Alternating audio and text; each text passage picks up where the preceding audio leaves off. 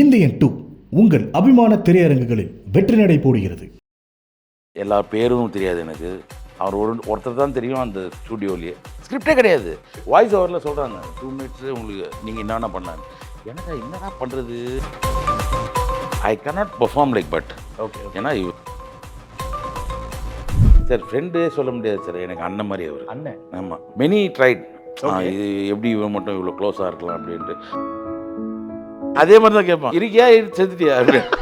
எனக்கு ட்ரைனிங் எடுக்கிறதுக்கு பனிஷ்மெண்ட்னா சூடாக இருக்க உருளைக்கிழங்குல கையை விட சொல்லுவாங்க.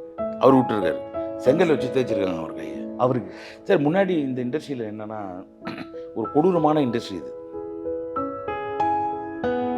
அப்போது 5000 6000 கேஜிஸ் ஸ்வீட்ஸ் பண்ணுவாங்க. பட் நான் எல்லாரையும் அப்போது ஸோ 3ஆவது நாள் அது மாதிரி கை பிடிச்சி நான் வீட்டுக்கு போகிறேன். தூங்கும் போது கூட நாங்கள் இப்படி தான் பண்ணியிருந்தோம்.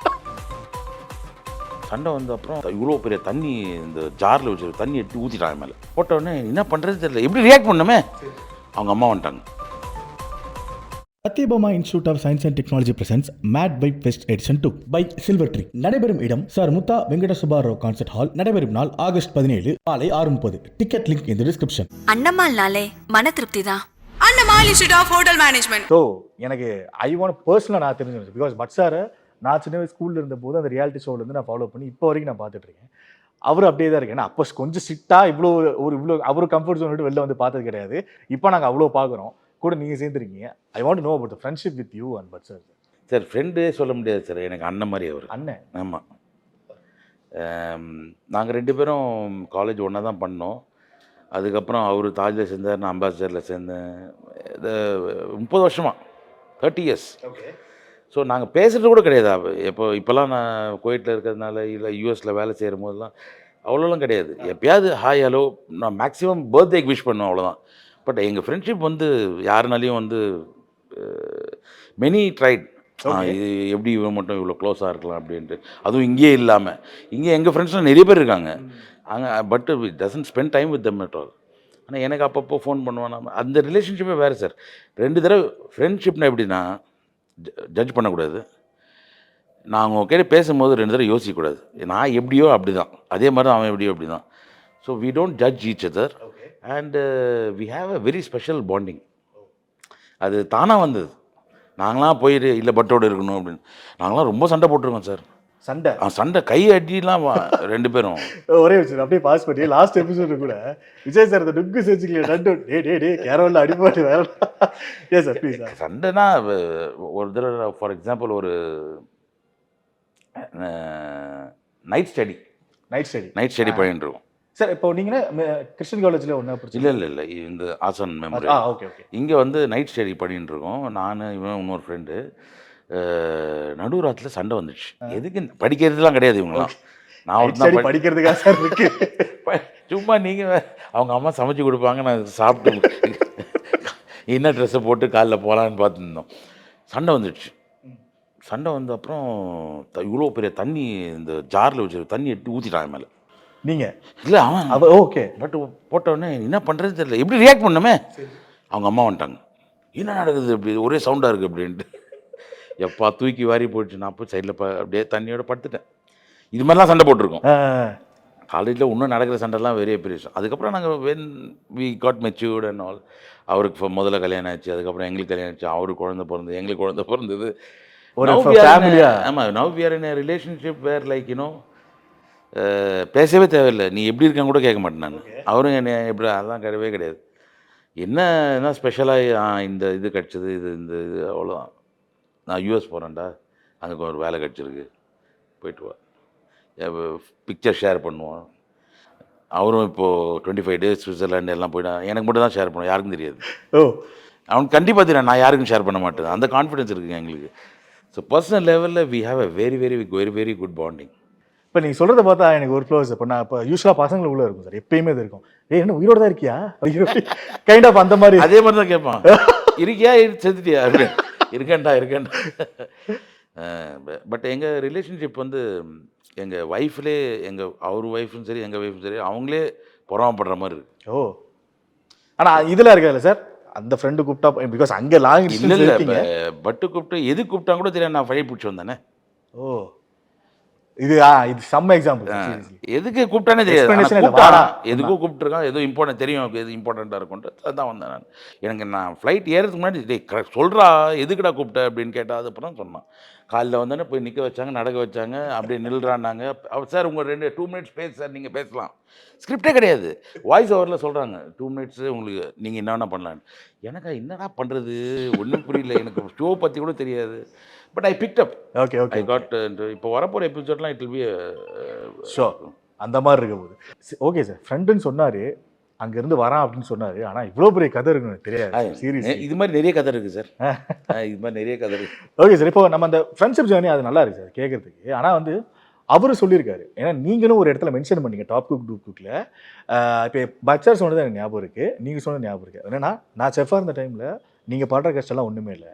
எனக்கு ட்ரைனிங் எடுக்கிறதுக்கு பனிஷ்மெண்ட்னா சூடாக இருக்க உருளைக்கிழங்குல கையை விட சொல்லுவாங்க. அவர் விட்டுருக்காரு. அது அந்த மாதிரி கஷ்டங்கள் அவர் இது செங்கல் வச்சு தேய்ச்சிருக்காங்க அவர் கையை அவருக்கு. சார் முன்னாடி இந்த இண்டஸ்ட்ரியில் என்னென்னா ஒரு கொடூரமான இண்டஸ்ட்ரி இது. இங்கே இப்போ வந்து மாறிடுச்சு. நான் தான் இப்போ எல்லாம் சொல்கிறேன். முன்னாடிலாம் காலைல போனால் நான் தான் கேஸ் திறக்கணும், நான் தான் கேஸை மூடணும். இப்போ வந்து லைஃப் ஸ்டைலுக்கு ஏற்ற மாதிரி மாறி போச்சு. Everybody wants. இது இம்பார்ட்டன்ட் இல்லை, லைஃப் ஸ்டைல் தான் இம்பார்ட்டன்ட். ஐஃபோன் வேணும், அதுக்கு நான் வேலை செய்கிறேன். நான் பார்ட்டி பண்ணணும், அதுக்கு நான் வேலை செய்கிறேன். எனக்கு கேர்ள் ஃப்ரெண்டுக்கு இது வாங்கி கொடுக்கணும், அது நான் வேலை செய்கிறேன். அப்போ முன்னாடி அப்படி கிடையாதுல்ல. நம்ம எதனா பர்ஃபார்ம் பண்ணணும், we have to become something. Achieve பண்ணி எக்ஸிக்யூட்டிவ் ஷெஃப் சேரில் எப்போ போய் உட்கார போகிறோம், அது மாதிரி ட்ரைனிங் இருந்தது. Training was too much for us. It's a painful journey. Okay sir, இப்போ நீங்கள் பேசும்போது ஒரு விஷயம் சொன்னீங்க சார். இப்போ இந்த இண்டஸ்ட்ரியில், அதாவது உங்களோட இண்டஸ்ட்ரியில் அப்போ இருந்தது வேறு மாதிரி, நீ இப்போ அந்த லைஃப் ஸ்டைலுக்கு ஏற்ற மாதிரி மாறிச்சுன்னு சொன்னீங்க இல்லையா? நான் 2 விஷயம் கேட்குறேன் சார். நீங்கள் ட்ரைனிங் எடுத்துகிட்டு இருந்த அந்த டைம்லையாக இருக்கட்டும், இல்லை செஃபாக மாறின அந்த டைம்லையாக இருக்கட்டும், நான் ட்ரைனிங் எடுத்த பீரியட் நான் கேட்குறேன், என்ஜாய் பண்ண ஒரு மூமெண்ட்டு, ஏதாவது ஒரு இன்சிடென்ட்? சார் நாங்கள் அந்த வேலை செய்தே என்ஜாய் பண்ணி தான் பார்த்தோம் சார். ஏதாவது இன்சிடென்ட் ஏதாவது? இன்சிடென்ட் என்ன சார், நான் எங்களுக்கு வந்து நாங்கள் தூங்குறதே 4 மணி நேரம் 5 மணி நேரம். அதுலேயே இன்னொரு ஹோட்டலுக்கு போயிட்டு நைட்டு டின்னர் சாப்பிடணும். எங்களுக்கு இங்கேயே எங்களுக்கு 1000 இருக்குது சாப்பிட்றது. வண்டி எடுத்து நைட்டு 1 மணி நேராக இன்னொரு ஹோட்டல் போவோம். அங்கே போய் தால் ரைஸ் அது மாதிரி ஆம்லேட்லாம் சாப்பிட்டு நான் பட்டு எங்களோட சீனியர் ஒருத்தர் அப்புறம் வரைக்கும் சரி 3 பேரும் முடிச்சிட்டானோ. ஏன்னா அவங்களுக்கு 12 மணிக்கு முடிஞ்சிடும். அது எனக்கோசம் வெயிட் பண்ணிட்டு காலைல 7 மணிக்கு வரணும். தூங்குறதையும் சாக்ரிஃபைஸ் பண்ணிட்டு, ஆனால் 3 பேர் டைம் ஸ்பெண்ட் பண்ணுமே அப்படின்ட்டு இன்னொரு 5 ஸ்டார் ஹோட்டல் போய் அங்கே நைட்டு காஃபி ஷாப்பில் தால் ரைஸ் ஆம்லேட் சாப்பிட்டு பசியே இருக்காது. ஆனால் சும்மா இதுவும் பண்ணோம். இப்போ தூங்கும்போது எங்களுக்கு வந்து அந்த அதே வேலை செய்கிற மோட்லேருந்து மைண்டு டைவெர்ட் ஆகுது. புரியுது. அது சாப்பிட்டுட்டு இப்படி பசங்களோட போய் ஜாலியாக இன்னொன்று தீபாவளி அப்போது பட்டு நான் எல்லோரையும் அப்போது ட்ரைனிங் டைமில் இங்கே தாஜ்குரமலில் தான். அப்போது 5000 6000 கேஜி ஸ்வீட்ஸ் பண்ணுவாங்க. அப்போது வந்து கேஜியா? ஆமாம், கிலோ. ஓ, எல்லாமே கார்ப்பரேட் பிஸ்னஸ் டு பிஸ்னஸ் கிஃப்டாக போகும். எல்லாம் பாக்ஸாக போகும். ஸோ அதில் வந்து என்னை வந்து லட்டு செக்ஷனில் போட்டிருந்தாங்க.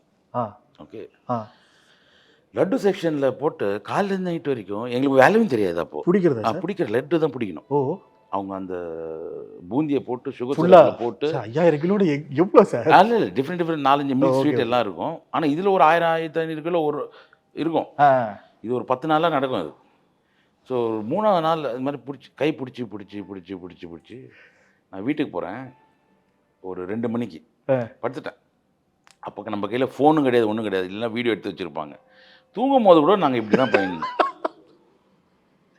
வெறும் லட்டு தான் பிடிச்சி பழக்கம் இல்லை.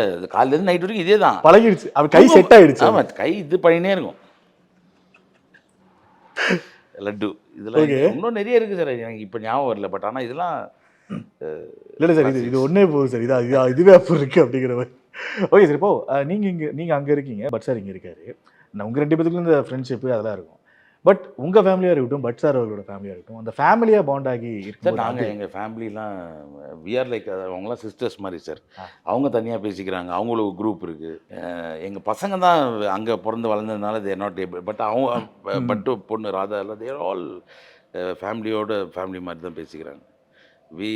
ஷோபிதாலாம் நான் ஃபோன் பண்ணி அவன் பட்டோட ஒய்ஃபு, நாங்களாம் என்னோட தங்கச்சி மாதிரி அவங்க.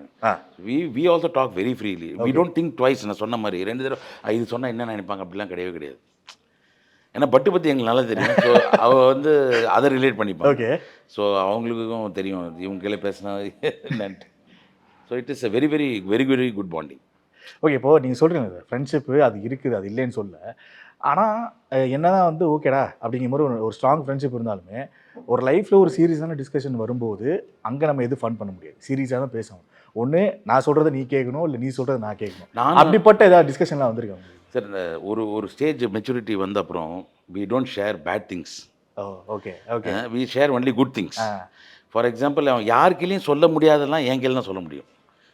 அது மாதிரி ரிலேஷன்ஷிப் எங்களுக்கு. ஸோ ஃபார் எக்ஸாம்பிள் அவங்க வீட்டில் ஏதோ ஒரு டெத் ஆகிடுச்சு சொல்ல மாட்டாங்க. Okay okay. கஷ்டமான இதெல்லாம் ஷேர் பண்ண மாட்டாங்க. அவ்வளோதான். அவர் ரிலேஷன்ஷிப் இஸ் டோட்டலி டிஃப்ரெண்ட். அவங்க ஃபேமிலியோட அவர் ஃபஸ்ட்டு கல்யாணம் ஆயிடுச்சு, அதுக்கப்புறம் 2வது கல்யாணம் ஆயிடுச்சு. Then first we met. அப்போது பெங்களூரில் தான் அவர் வேலை செஞ்சார், லீலா பேலஸில். So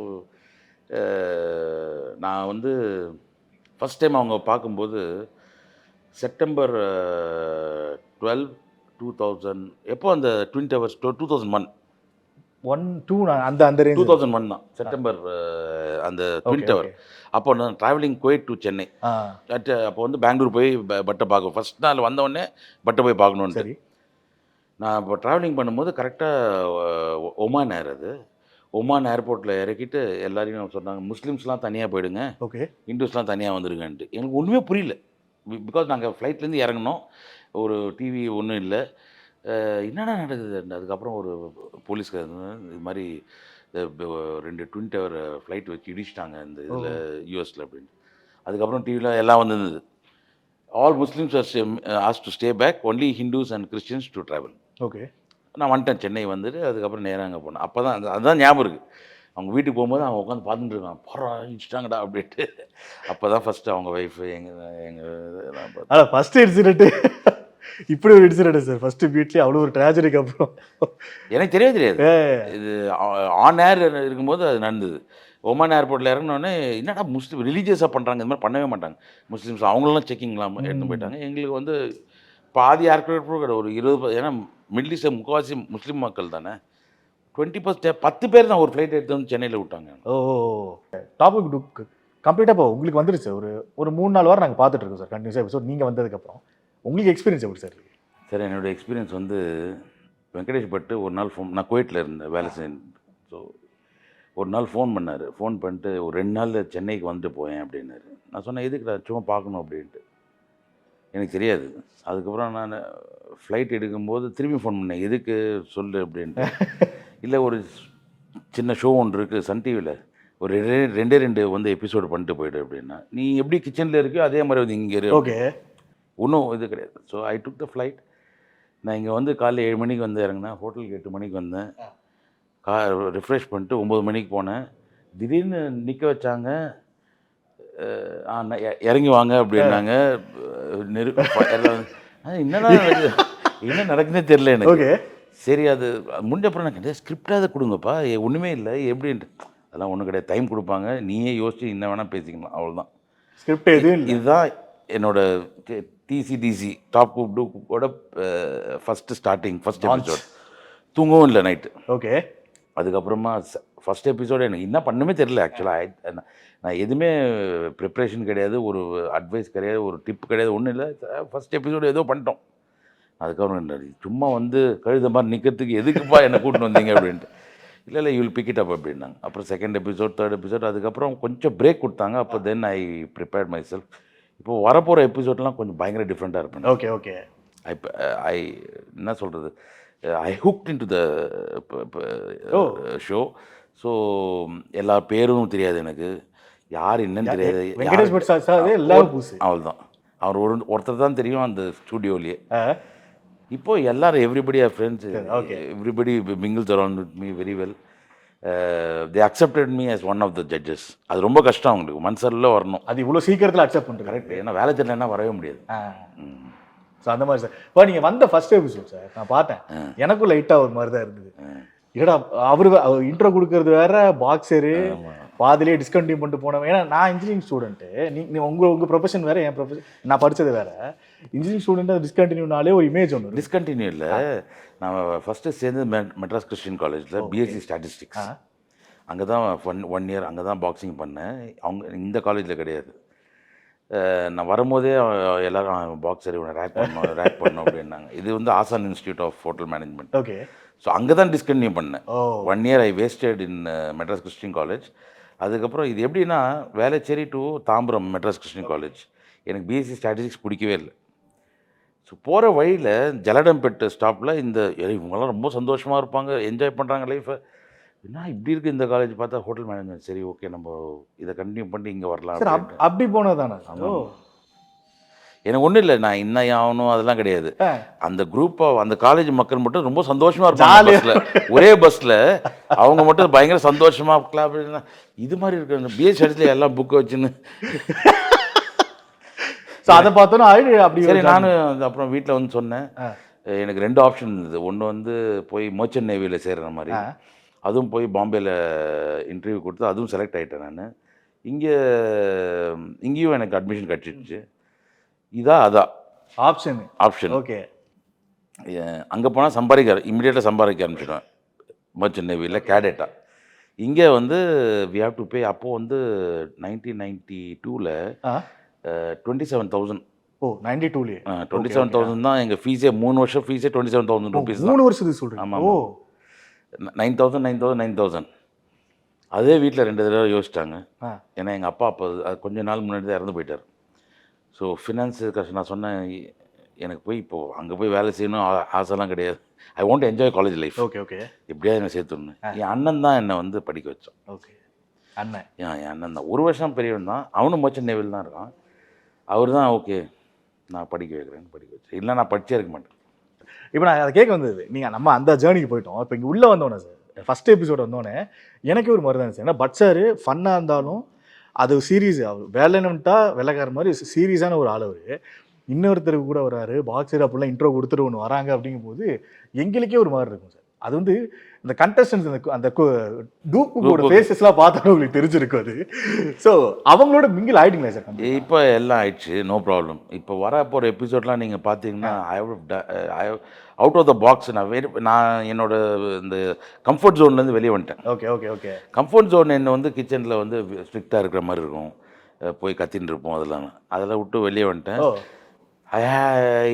I cannot perform like but. Okay. ஏன்னா 20 இயர்ஸாக he has been in silver screen. நான் இப்போ தான் கற்றுக்குட்டி தானே.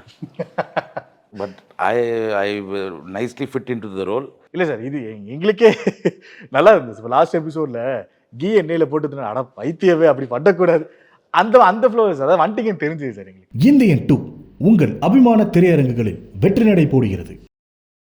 Satyabhama institute of science and technology presents made by best edition 2 by silver tree. நடைபெறும் இடம் சார் முத்தா வெங்கட சுபாராவ் கான்சர்ட் ஹால். நடைபெறும் நாள் ஆகஸ்ட் 17 மாலை 6:30. டிக்கெட் லிங்க் இந்த டிஸ்கிரிப்ஷன். அண்ணம்மாள்னாலே மன திருப்தி தான். Annamal Institute of Hotel Management.